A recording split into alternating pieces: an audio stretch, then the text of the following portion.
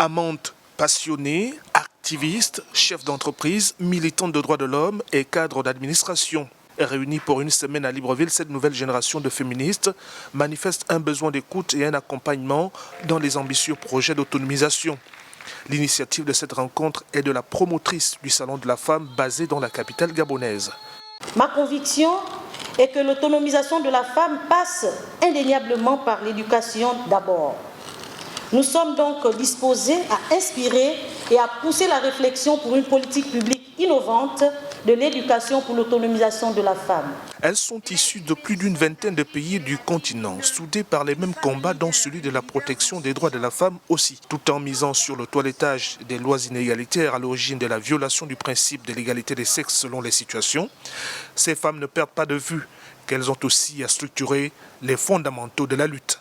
Aller à l'information, prendre tout ce qu'il faut au niveau des institutions financières, au niveau de tout ce qui se fait pour que la femme soit dans le progrès, c'est très important. Ensuite, il faut la formation, parce que sans formation, nous ne pouvons pas aller au bout de nos projets. La prise de conscience des efforts à fournir est visiblement partagée. Et la tenue de ce salon intervient à un moment où le gouvernement gabonais se félicite d'avoir inscrit toutes ses préoccupations au chapitre des priorités politiques.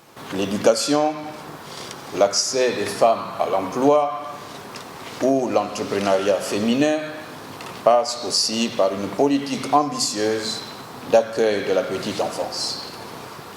C'est pourquoi le gouvernement, malgré toutes les difficultés budgétaires que vous connaissez, poursuivra les efforts dans les politiques d'autonomisation de la femme.